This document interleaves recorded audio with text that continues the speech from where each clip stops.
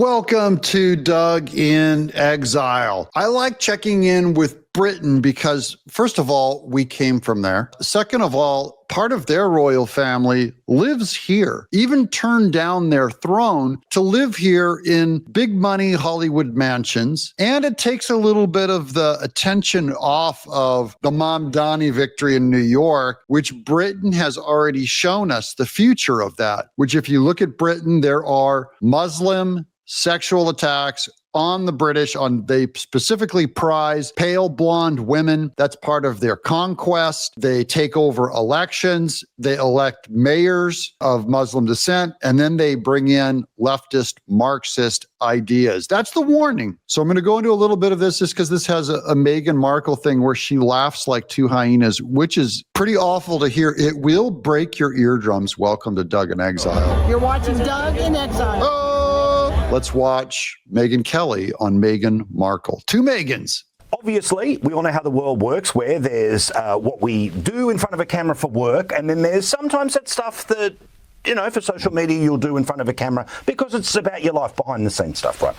Did you see the Meghan Markle thing where she filmed herself in black and white in her own theatre watching the LA Dodgers? My favourite part of this, the husband is so bored. He is so and when your team wins at the end of a that would be a moment to go, hey! Instead, he's so bored because he knows they're not watching it to watch the game. They're watching it so people can watch them watching the game. So though he's a prince, this is going to be good. Ex-prince. And he's like, oh my God, what did I marry? There's no way Kate is doing this to William. Not a chance. She's probably like, that's so great, they won, and then they move on. Yeah. And Meghan Markle has no affinity for the LA Dodgers, and everybody knows this. It's not like, there are some women who are super into sports. You know how we know? Because they constantly post pictures of themselves wearing the team gear. They are updating us on the scores every weekend. I know these women. I wore an LA Dodgers hat yesterday. I have 3 LA Dodgers hats. I've always liked the Dodgers, been to many of their games. I can't relate to them at all because I'm not into sports, but I find them fun and amusing and I follow. She's not one of them. She's not one of them at all. She never mentions them, ever. She doesn't give two shits about the Dodgers. She just wants you to think she does because they're relevant and unlike her, they're winners. So what she does is it's so at first I thought she put her iPhone up there and like filmed herself reacting, but it's worse than that. It's worse than that because clearly they have some sort of a video in their movie room, in their enormous theater room. So relatable. And they got all that money because they decided to stick a knife in the royal family that gave Harry money to begin with and made them relevant. So that's important. On the next video, we have, does Harry get back into can he get back into the royal line, the throne? To basically extort them and get money by making fun of them and calling them racists, and Netflix paid them money for that. In any event, they took that money, built themselves a big mansion, and built themselves some huge theater, and they sat in that theater and like two hyenas, this one and her friend. I don't know who the friend was, but she was as annoying as Meghan Markle. Who laughs like, who celebrates with like a high pitched? It sounded like it was like half animal, half orgasm. This is really, here it is.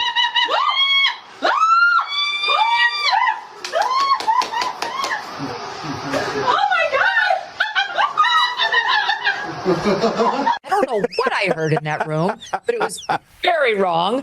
Clearly, Prince Harry didn't like. I got to apologize for all of your eardrums that are burst right now. And Prince Harry, he's just sitting there on the couch. He wasn't jumping up and down. So this was all performance on video because this is a British socialite who wants, or that part of the royal family wants you to know that they're not watching some steeplechase event or fox hunting. They're watching the LA Dodgers, and they filmed themselves or videoed themselves watching the LA Dodgers so that they can fit in not only in America, but in Los Angeles with Hollywood. They want to be America. And it heard it too often and start acting like 12-year-olds. I mean, even younger, maybe 4. And so what she had done was then she said, let's go back. I bet you our reaction is on video. I bet you. Okay, we might have just been caught. This is the best case scenario for her.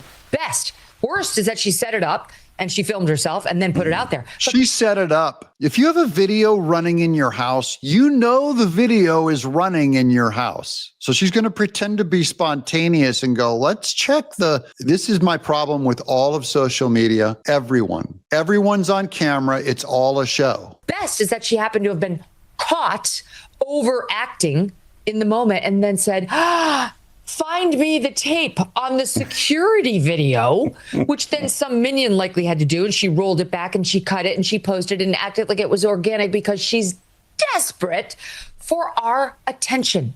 She is a disaster tourist. She went to Uvalde where children had been shot dead and made sure she got caught on camera. She put her naked feet up, celebrating to music as she went by the spot where Princess Diana, her children's grandmother, was killed brutally. And now she does this where she wants to insert herself. That's what it is. She inserts herself into these big events, trying to make them about her. And one more point. I actually was also up watching the Dodgers, and I don't care about baseball. It's just an amazing World Series. Same here. I also was there at the Super Bowl when my team wasn't there, but my husband's, the Eagles, won the Super Bowl. And never once at either of these events, when I genuinely did cheer for the winning team, did I think, you know what people want to see? Me celebrating. And my reaction to the win. What really we should do is turn the camera on ourselves to show what we're thinking, to make the reaction about ourselves. That's really what people at home want. Only a narcissist would do that. A royal narcissist. They're officially the most narcissistic. That's exactly what she is. She proved it yet again. By the way, anyone who is quote unquote camera ready in their own home, on the couch on a weekend is a little crazy, right? Because normal people, that's the time when. Well, she knows how to play us is my big beef with it. I love this. Megyn Kelly, watch her when she puts her hair up like a dingbat. I'm going to show you something, Paul. All right, this is I have my little headphones on. Stand by. All right, I'm going to give you a little show and tell. I'm going to take my microphone, my headset. She's going to show you how girls become a dingbat. This is how I look on the weekends. There you go. There it is, right? Put your hair up, get it off the neck. My microphone, my headphone back in my ear. She looks like a dingbat. This is my weekend look. And if you see a picture of me on the but no makeup. But if and no makeup. So her face looks like it's made of cardboard. Now, here is the rest of that, the other half of that, on Prince Harry could be stripped of his title when his big brother William becomes king after Charles dies. It actually opens the door also to when William becomes king, quite reasonably stripping Harry of his title and perhaps down the track, Charlotte and Louis's children not having titles because they're unnecessary. Well, there was once upon a time where we thought no royal would be able to be stripped of their title. And look what's happened over the last couple of weeks. And you're right. Will this impact Harry and Meghan in the future once Prince William becomes king? I guess remain to be seen. But many of us are hoping for that. Now, look, I hope they all get stripped of their crown. This is why we stole our country from England, the Brits, and they're our sister country. I mean, they're our closest allies. It's basically, to me, in the whole world, it's Britain and it's Israel are the two countries I'm most concerned about, and Canada. I mean, Canada touches us. I like them, and Mexico touches us. And then we restored Japan and Germany, but I think Germany's too far gone. We're still buddies with Japan. Speaking of Prince William, he has been hugged and mobbed by royal fans following his first engagement in Brazil, where he's, of course, hosting his Earthshot Prize Environmental Awards and attending a game of volleyball. Have a look. That's like the royal family. They're always pushing their environmentalism with William. Here's a volleyball of him. And, oh, man, this is good. I got to get small here. Yay. That's look for, if you want to find the royal family, always look for the receding hairline.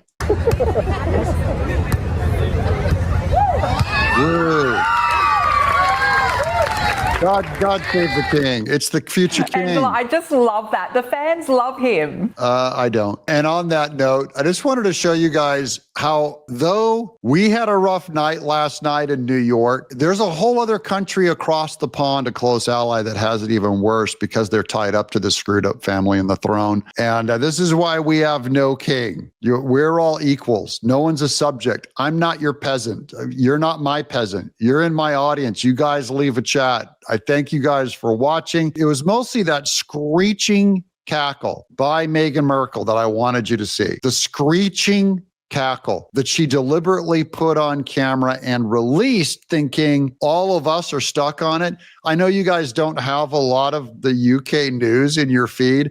I'm bringing it to you to poison your mind with that cackle forever so that you'll never need to hear it again. The mayor of London is a Muslim.